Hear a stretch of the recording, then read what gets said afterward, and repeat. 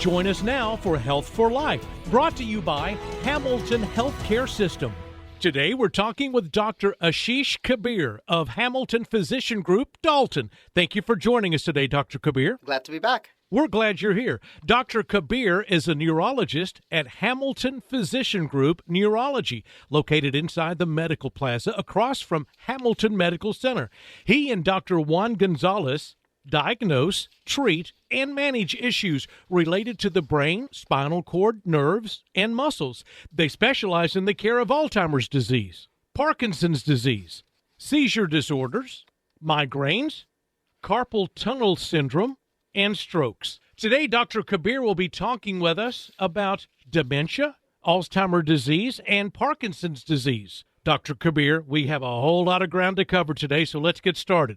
Let's start with dementia. What is the difference between Alzheimer's disease and dementia? So, Alzheimer's disease is a type of dementia. Think of dementia as a loss of thinking, remembering, reasoning skills, something that interferes with a person's daily life and activities. So, Alzheimer's disease is the most common dementia in older people. And by common dementia, I mean primary dementias that are not caused by something else, like, hitting your head or something along those lines, right? So this is one of the most common cause of primary dementias in older people. There's some other types of dementia, so I'll make that distinction now. Okay. There's Lewy body dementias as well as frontotemporal dementias. So when you have damage to the brain's frontal and temporal lobes, they can cause frontotemporal dementias, right? So that's essentially the description, kind of in the name.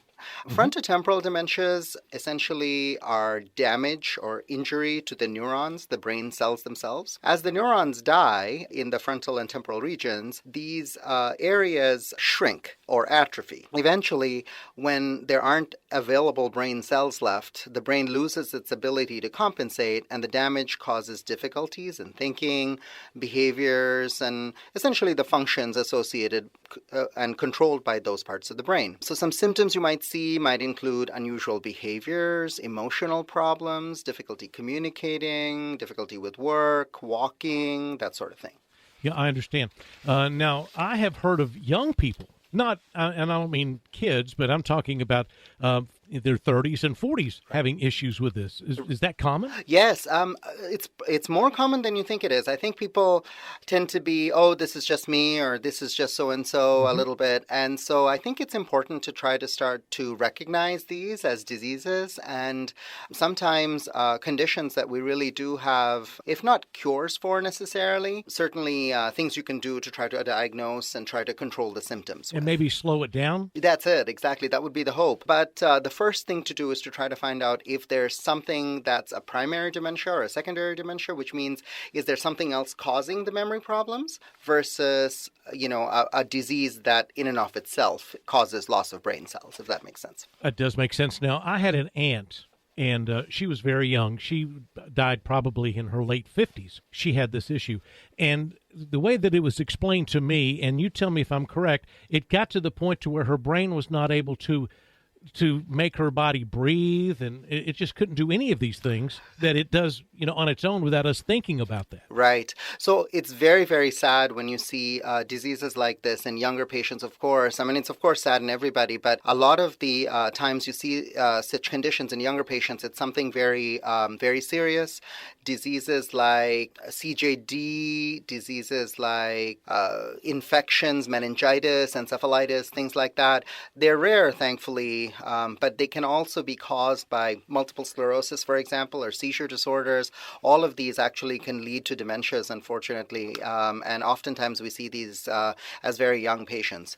We try very hard to try to recover whatever brain tissue we can, so that's why it's so important to diagnose and get in ahead of the disease as much as we can, but it's not always that we get there. I understand, but there are ways that you can slow it down. We do, especially the secondary dementias really, really need aggressive management. Sometimes it's as simple as a vitamin deficiency, and we really have to check for that. Sometimes it's other diseases or rheumatologic diseases that can cause this. When you get to the primary dementias, Alzheimer's disease, Parkinson's, frontotemporal dementia, while we don't have any disease-modifying therapies or disease-changing drugs, we're getting very, very close. It's definitely something that I would say within the next year or two, we should be hearing some positive news, I would be thinking. Wow. And this, I'm sure, has changed in the last 10 or 15 years also. Absolutely. I talked to some of my, colleagues who've been in practice for, 30 or 40 years, and they look at me and say, look at how many options you have. When I started, we had nothing. And, you guys complain. I think we always want more for our patients, right? That's what we want. Well, that's good. That's what us patients want to hear. That's exactly right. Right. So I guess to finish talking about the frontotemporal and Lewy body dementias that I mentioned, the frontotemporal dementia is very common in younger patients. As I say, unfortunately, there's not a lot of direct treatments that stop the disease yet, but we definitely want to make sure that we're addressing all the concerns that the patient has, such as difficulty with what exactly? Like if you're having emotional behavior difficulties, we can address those. If you're having memory problems, we can address those. And then we can tell you what your disease course would be expected to look like once we can make that diagnosis. The same thing is true of Lewy body dementia or Parkinson's disease associated dementia. They're very similar diseases and actually probably share, to the best of our knowledge right now, share similar underlying problem. But, if we can identify it, there's certainly medications and techniques we can use to try to make the disease more manageable and to control the course of the disease a little bit more, especially because we might be seeing it in, slightly younger patients than, say, an Alzheimer's patient or something along those lines. I understand. I've got a friend, a very close friend with Parkinson's disease. What are some of the symptoms of Parkinson's disease? Yeah, I do want to talk about Parkinson's disease. Traditionally, for a long time, almost before I went to medical school, I would say, we thought of Parkinson's as almost a pure motor disease. By that, I mean it was to do with more rigidity, difficulty walking. Tremors was the classic thing that everybody would talk about. I think as our knowledge of Parkinson's has grown over the last 10, 15, 20 years, we've really changed how we look at the disease. A lot of people present with difficulty with smell, for example, like you would with COVID patients, Difficulty with smell? Yes, yeah. Is that right? It's very common as an early presenting feature. A lot of people describe what's known as an internal tremor. I hear this again and again, and those are the kinds of symptoms that are becoming more and more patients describe. These are a great opportunity if you diagnose these patients early to give them much better quality of life and really get ahead of their diseases. Well, good. We'll talk more about Parkinson's in a few minutes. We're going to take a break. We're going to come back, talk about Alzheimer's disease. That's coming up next on Health for Life. If you're in need of medical care, don't delay. Your health won't wait. Hamilton Medical Center is ready to care for you. We are following CDC guidelines. Patients and guests are screened for COVID-19 symptoms. Those who are suspected to have the virus are treated in a separate area. Plus, Hamilton's high-powered UV light robots eliminate 99.9% of bacteria and viruses on surfaces. Please do not delay medical care. Your health won't wait. As always, Hamilton is here for you. Be a hero. Stop a stroke. If you think someone you're with is having a stroke, ask him to smile. Does his face droop? Have him raise both arms. Does one arm drift down? Can he repeat a simple phrase without slurring? If you see even one of these symptoms, call 911 right away. Because when it's a stroke, every second counts. Hamilton Medical Center has a nationally ranked, highly trained rapid stroke team ready to care for you. Hamilton Medical Center. Health for life. Right care, right time, right at home. Hamilton Physician Group now offers telehealth appointments through your mobile phone, tablet, or computer. Connect with your healthcare provider in the comfort of your own home. Call any Hamilton Physician Group office or visit HamiltonHealth.com. Are you always tired? You could be suffering from obstructive sleep apnea. Most Hamilton Regional Sleep Center provides real solutions for sleep apnea, insomnia, narcolepsy, and restless leg syndrome. Overnight sleep testing is conducted by highly trained technologists in a warm and friendly environment. Call Hamilton Regional Sleep Center 706-278-4757. That's 706-278-4757. Welcome back to Health for Life. Today, we're talking with Dr. Kabir. Most of us are somewhat familiar with Alzheimer's disease, but can you tell us more about that specific disease? Yes. So Alzheimer's disease is probably the most common primary dementia, is how I would describe it.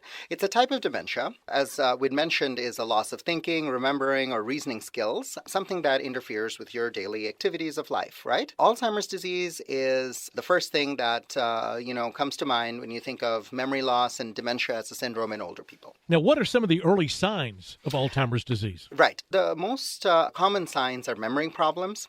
Typically, they're also the first signs of Alzheimer's disease, but different people can have different symptoms. So you can see decline in other aspects of thinking, word finding, what we call visuospatial issues, which are, difficulty with figuring out how things fit in space, impaired reasoning, judgment. One of the classic things that they talk about is people either forgetting to pay bills or paying bills more than once is a common sign. When all taken together, these are essentially may meet the criteria for something called mild cognitive impairment. But not everyone meets that criteria, but a lot of people with mild cognitive impairment do progress to frank Alzheimer's. So that's gotcha. What are some of the stages of Alzheimer's disease? Yeah, so we talk about stages in Alzheimer's disease. So early, middle, and late. I like the terms mild, moderate, and severe because not everybody goes through them in order. Before we diagnose the disease, oftentimes patients are symptom-free, but we think that toxic changes have already started to take place in the brain at that point, and this is borne out by studies and imaging studies that we can do. In the early stages of Alzheimer's, a patient might start to have some small memory issues, difficulty with processing, things like that. But then as the disease progresses, memory loss, confusion starts to get a lot worse. Once we get to severe stages, it's really hard for the patients to avoid even things like getting into trouble with not recognizing family and friends. Certainly, you may lose the ability to perform more complex tasks. The most important one that comes to mind is driving, of course. That would be the first one. And they may lose the ability to communicate. Sleep-wake changes may happen. There might be mood and hallucination changes, that sort of thing. Is that right? Now, sometimes, and I've heard this, that they have good days and bad days.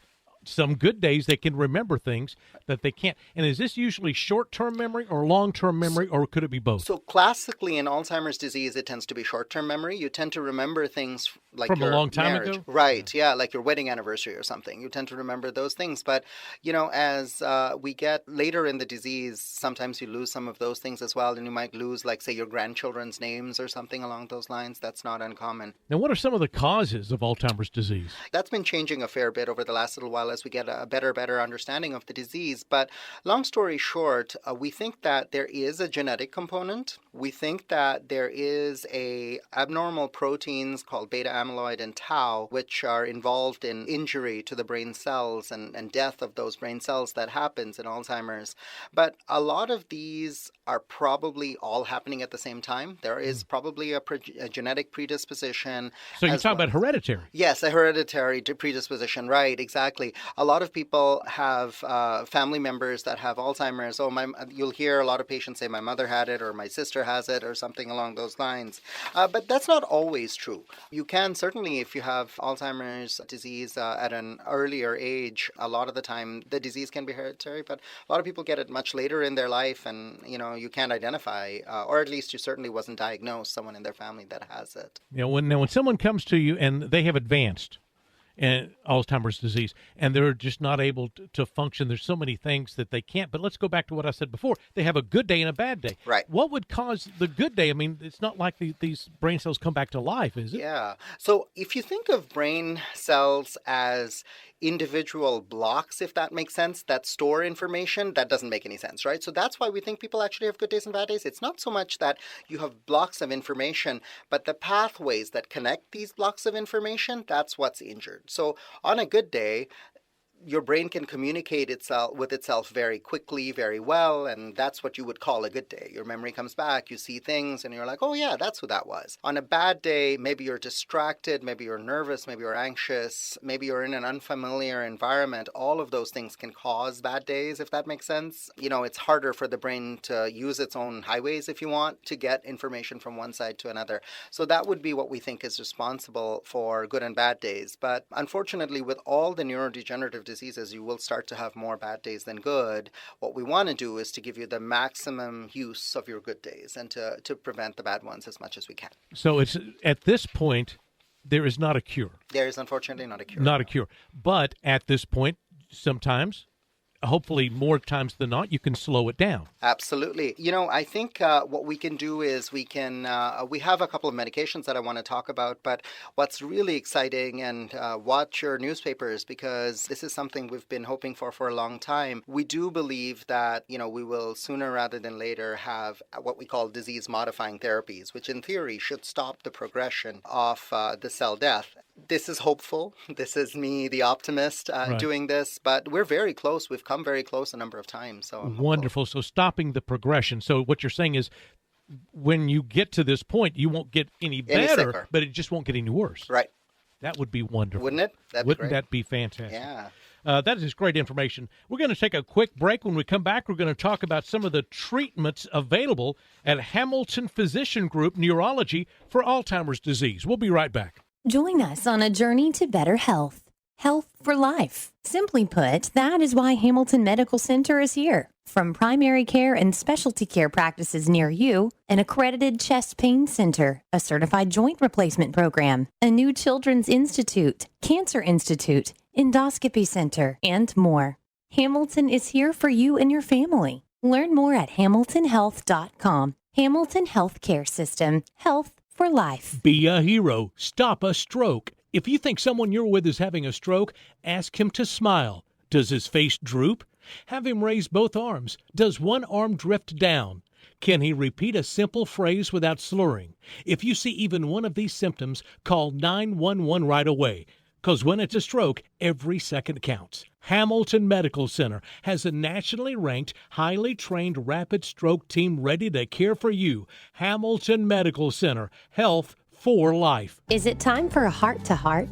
Ask your primary care physician if you should have a heart-to-heart with one of Hamilton Physician Group's board-certified cardiologists. If you have high cholesterol, high blood pressure, or diabetes, this can be especially important. Hamilton Physician Group Cardiology, located at 1436 Broderick Drive in Dalton. Call 706-226-3434 or visit hamiltonhealth.com/cardiology. That's 706-226-3434.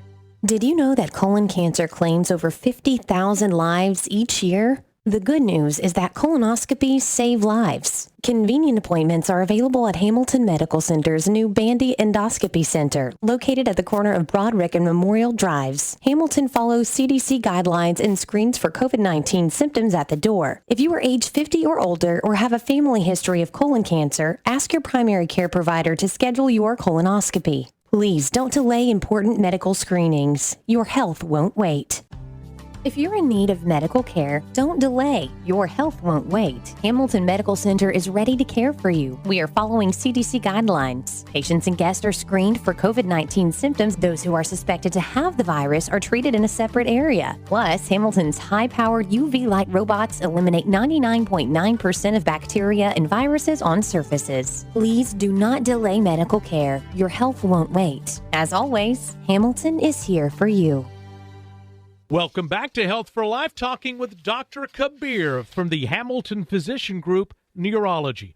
Great having you with us, Dr. Kabir.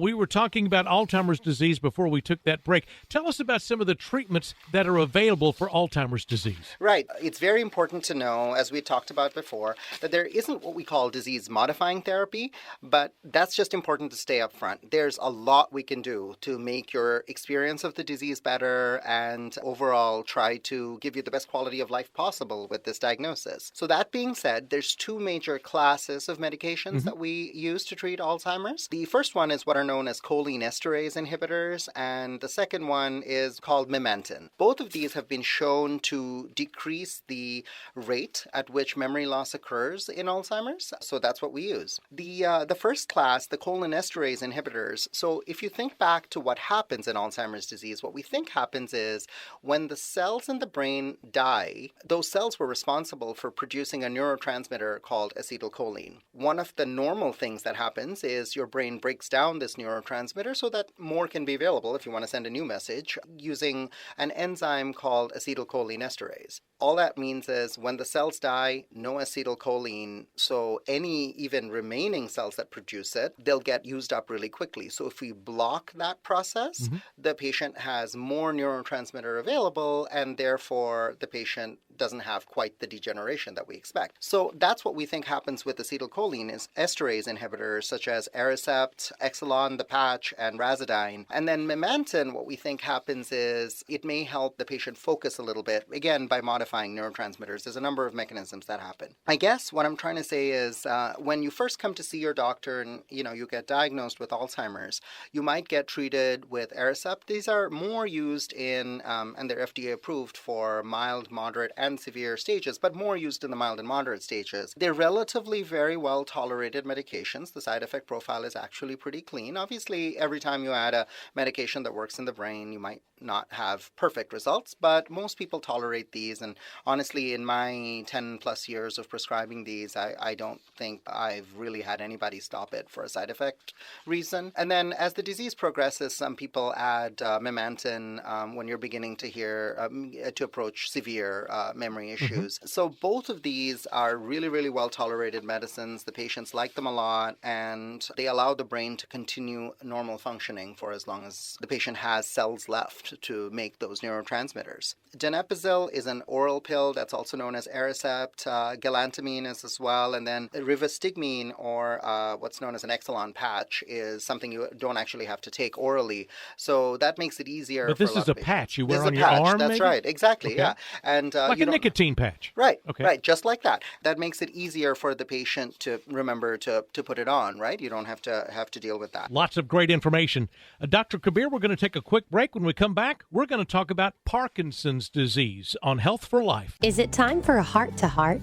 Ask your primary care physician if you should have a heart-to-heart with one of Hamilton Physician Group's board-certified cardiologists. If you have high cholesterol, high blood pressure, or diabetes, this can be especially important. Hamilton Physician Group Cardiology, located at 1436 Broderick Drive in Dalton. Call 706-226-3434 or visit hamiltonhealth.com/cardiology. That's 706-226-3434.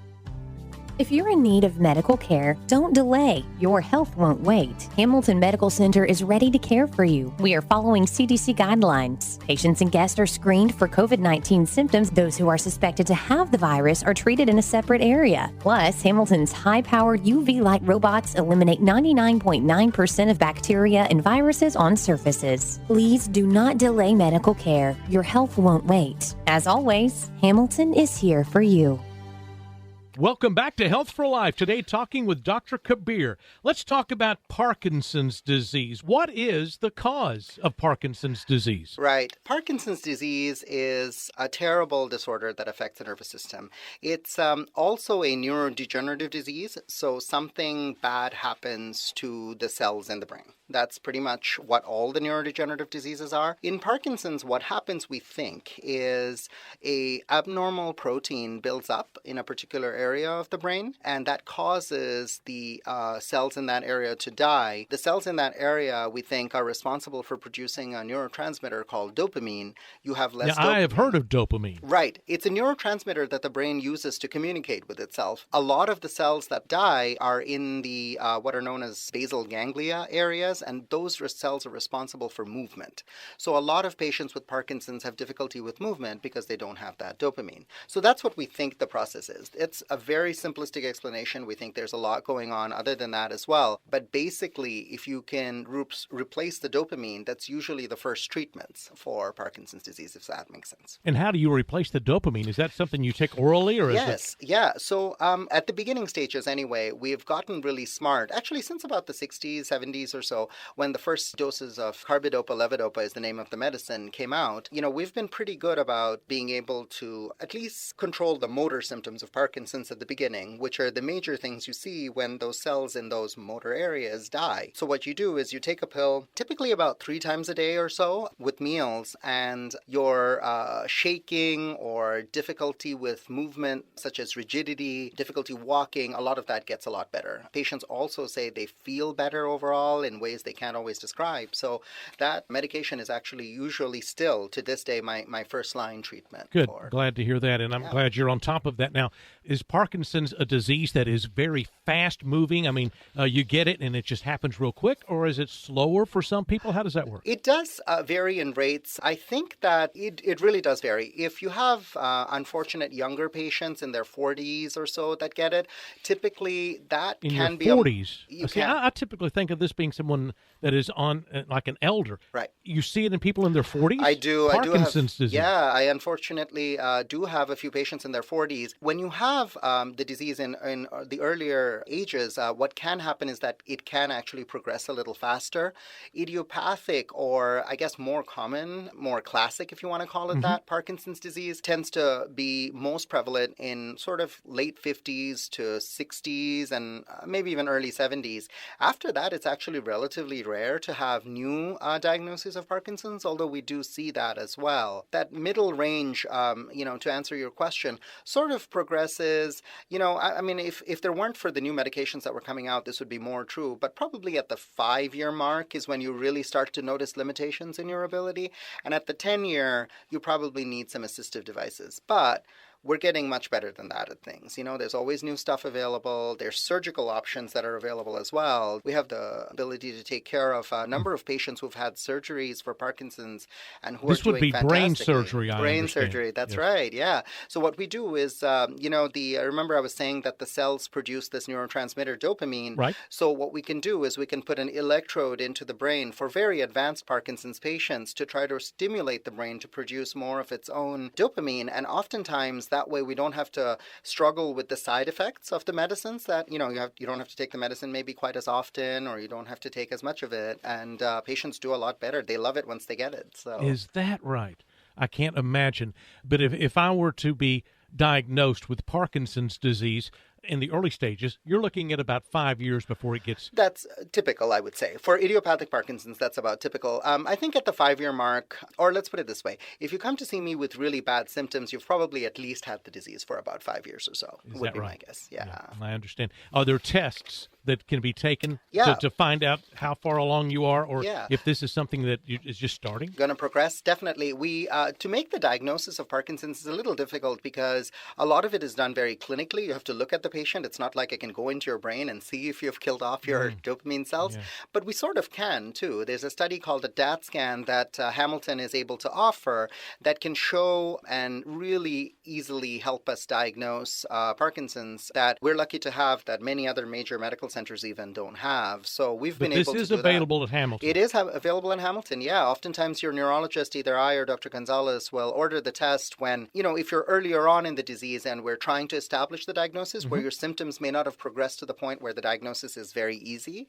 So maybe we'll order a DAT scan at that point. A lot of people can be diagnosed just by looking at the patient, especially if you have seen a lot of Parkinson's patients. But not everybody is that easy to diagnose. The reason, of course, to diagnose early is you want to get the treatments in early so that we give you the best quality of life possible, right? So I understand. that'd be the call. Dr. Kabir, I can't believe that we are running out of time. It has been so interesting, the things that you've had to tell us in neurology from Hamilton Physician Group.